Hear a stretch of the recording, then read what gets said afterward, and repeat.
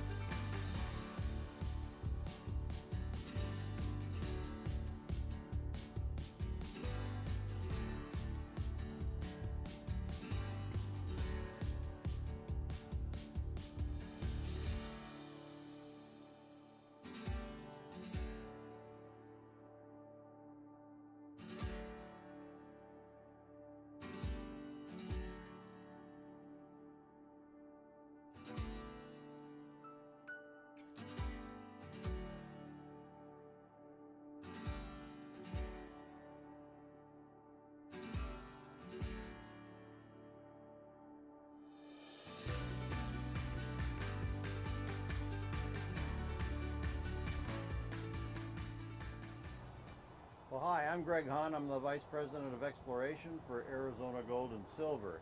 We're standing at the north end of our Philadelphia project. This is an old outcrop of vein quartz that led to the discovery of the Philadelphia deposit back around the 1900s. It might have been the late 1800s. And just next to us, we'll pan to that later, but this vein quartz is typical of the vein quartz system that extends for over 1.5 kilometers of strike length from where we're standing to the south. We have not chased it to the north. We have a 4-lane state highway just a little bit to the north of us in a wash, and it's been eroded out of the wash. So this represents the northernmost extension of the deposit as we know it today. We stepped back from this outcrop and drilled offensive holes, and the very first hole hit high-grade mineralization in this vein system, and then every hole following it down dip did the same. But this is what this looks like in outcrop. It's laced with green and sometimes yellow quartz. Green and yellow quartz is what carries most of the gold in this district. At the Oatman mine, that's where all the high grade was. But we have a fairly good representation of that here in this prospect pit.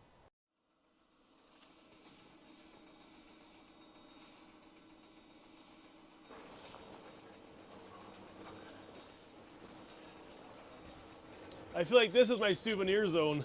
Oh yeah, absolutely. Grab what you want. I mean, I've got a couple for you already too.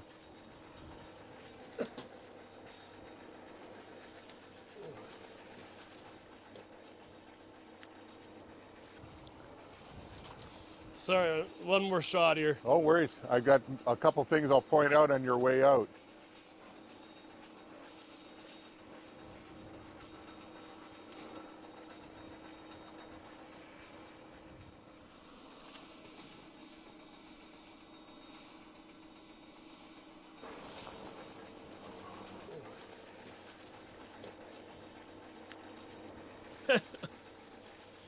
Wow. That's also a good sign too, by the way, that it breaks up like that. Yeah. On your crushing, right? Yeah. Yeah. So seriously. And what is it? It's also telling you that it's so fractured, it's being held together by mineralization. Well, that's a lovely thing to hear, eh? Yeah.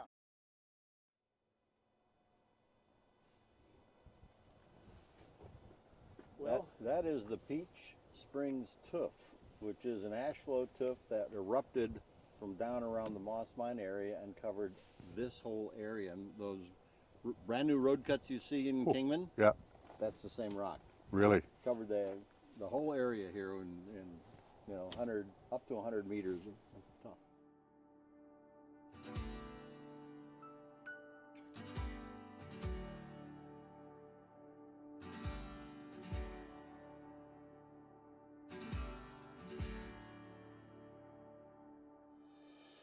All right, we're standing at the base of our shark fin outcrop. We call it the shark fin for obvious reasons, but it's a carbonate cemented breccia with clasts of yellow quartz vein material and clasts of the host rhyolite. And this is an indication that we're at the top of the system because it has a lot of carbonate in it, which would have precipitated out above the boiling zone. So what we wanted to do was step back away from this and drill down dip of it to see if we can get down into the boiling zone. And we did that. So as I'm going to pan this way, as we step back across this little ravine here, we put a hole in the bottom and we hit it very near the surface, so we didn't get down very deep on it. So we wanted to go further down dip. We built this pad and we just completed hole number 136. Hole number 136 hit 60 feet of quartz vein breccia with a lesser calcite cement amount in the matrix than we have in the shark fin. So it confirms that we've gone deeper into the system. We're getting out of the carbonate calcite matrix. We're getting more of the yellow quartz vein, which is the visual indication that we're in the gold zone. And so with that, we don't have the assays back on that yet, but we do expect them to be very positive. We're going to step back even further to the BLM number 2 pad, which took us 2 years to get permitted. We finally got that permitted, we got it constructed, it's ready to be occupied, and from there we can drill down dip even further on the vein and see if we can't get well into the boiling zone and get the higher grade material where we expect that to be. Talk about when we, walk Matt through this. I did show him the boulder, which I think impressed him. I'm not sure. Well, it's nice to have that because it sets a bar, right? I mean, Yeah. this is what half an ounce looks like. 16, 17 grams. This is what that looks like in this vein system. Well, we just hit 40 feet of it or so. Yeah.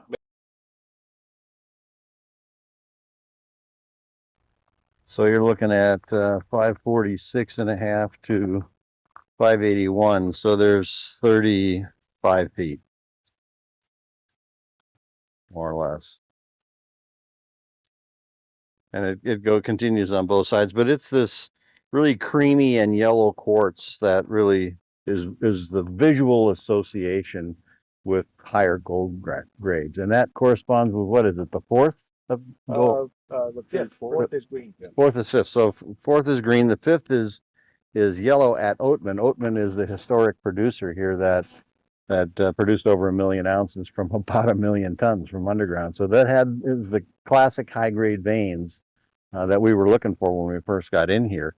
And it's the yellow and green quartz which had the biggest pulses of gold. There were 5 pulses of quartz carrying 5 pulses of gold. The first 3 were kind of white and clear and yeah, and they just didn't carry much. But when the yellow quartz and the green quartz came in, or vice versa, the green first and then the yellow, that's when the biggest pulse of gold came in, and which means the gold is late relative to some of the early silica that came in.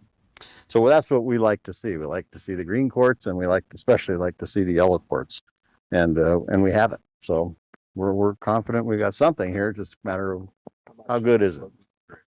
How good is it over what width? Well, we've got a good drill hole intercept here, up to, I think, 60 feet of vein material, which works out to just under 20 meters of vein material, and then we'll work out the true width of it when we get some more drilling here to kind of get a fix on what its attitude is. Look at that one. I like that. Look at that, eh? Yeah. So you got a lot going on in there, and we really don't know what all this means, but obviously this clast had a history before it became a clast, right? Because it has a band going through here. It has clasts internal to it that don't go anywhere. So there's probably 2 hydrothermal events just represented in that clast. And then it's being a clast makes it another hydrothermal event. And then it's cut by this late stage calcite, which is another event. There's a clast of the host rhyolite stuck in there. So anyway, that's a pretty exciting hole. This is the most exciting hole we've had in a while. So look at all the yellow quartz in here. I mean, in here too. And here we see a feature that's typical of really high grade veins. In fact, it's a classic texture that you see at Ishikari in Japan, which is a high grade vein system. And that's a rind around the quartz class that's made up of generally fine grained sulfides and gold and silver. So we don't have the ability to do electron microscope work on something that fine, but that's typically a high grade rind okay, around that cool. clast. And you see that periodically in here. There's some more of it in here. Yeah, yeah. And there. So that's a really good sign. That's all it is. It's a sign. Yeah, We don't yeah. have an assay on it, Yeah, of but course. to us, it's an indication that we're in the right spot. There's another Well, how so? example. How does this? What's the process that causes that to develop? Well, apparently the clast is a nucleus for precipitating the metals around the edge of it. That's all I can say. We see that in the GB holes. And if you look real closely, there's some yellow quartz, and then right around it is some brown quartz, and then some little layers of brown quartz and calcite. And if you look closely with a hand lens, you'll see specks of gold in that rind. That seems to be the precipitation mechanism here. You know, probably in the matrix of this light colored calcite, it's probably dead, but it's in called Ginguru. Ginguro, yeah. G-I-N, I don't know how to pronounce it. It's probably Japanese, but Ginguro. More yellow quartz in here. So really, you know, you're looking at a pretty good run from here to here that has a lot of yellow quartz in it. And it looks like it's going to challenge the GB holes for grade. So, you know, I'm being a bit conservative, thinking it's going to run 5 to 10.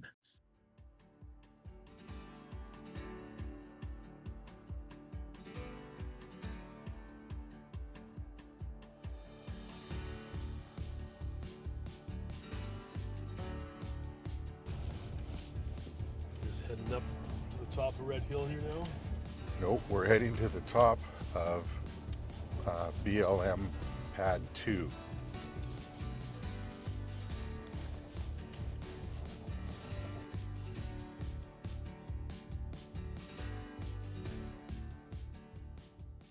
Okay, Matt, here we are on top of BLM pad 2, approximately 600 meters away from pad 1, over top of the Red Hills. So what we're standing on here is the Red Hills section closest to the highway, approximately a kilometer away from the highway to here. Below us is our recent hole, 136, which by far is the most promising looking hole we've ever drilled. What I'm excited about right now is BLM1 has had 3 holes drilled, 2 are in the lab, 1 came back on the outskirts of the Red Hills, but it looks to me that 136 is certainly indicating BLM pad 2 is going to have a very rich target beneath it. Another thing I'd like to point out is we're always getting asked, you know, we need components to build a mine, we need power, water, we need access. Well, infrastructure, as you can see here, is approximately 8.5 miles away down south. And to get there, you can see the vehicles going up the highway, a brand new Highway 68, 4 lanes, 2 east, 2 west. Bullhead City, population 28,000.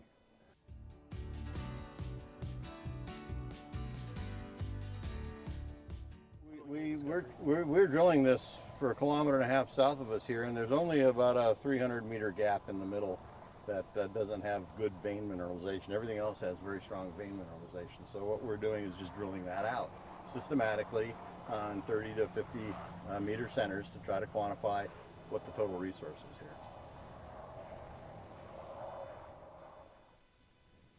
All right.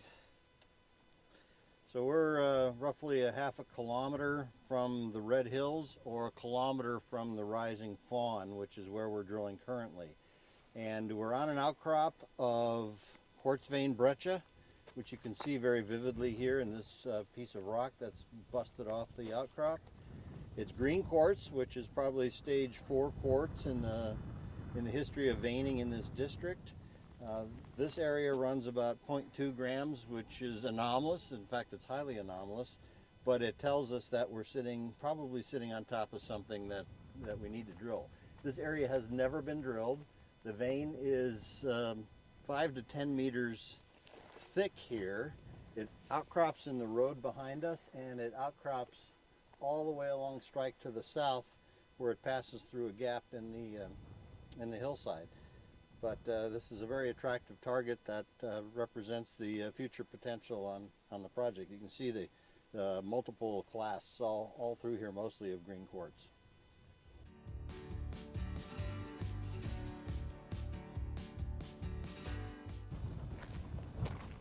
Go to the tower. Tower, yeah.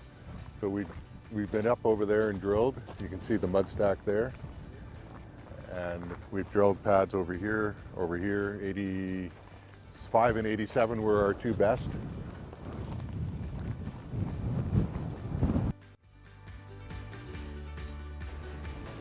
And so the road cut that we stopped at and took the pictures of the green quartz breccia would have been between this outcrop and the next one.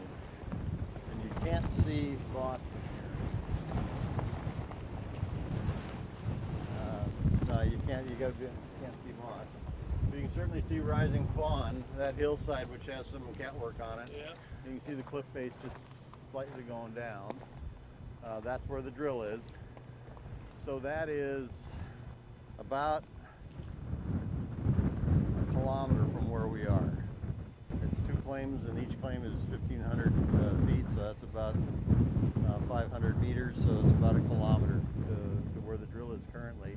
You can see this drill pad up here that we've drilled. We've got about 6 holes up on that pad, and all but one of them hit very nice gold mineralization. In fact, some of it was so coarse we got a really nice pan concentrate out of it at the drill rig. We've drilled on this road that goes over to above the old rig. That workings has some high-grade vein material on it, dipping underneath the shadow. When we come over behind here, we can see float, and we'll take a look at it, show you some float of the vein material here. This area had never been drilled before we came in here, so we stepped back to where the pickup truck is, and we drilled a series of fences of holes underneath here. And even though the outcrop only gets about 0.2 grams of gold per ton, we hit 100 meters of 1.3 grams.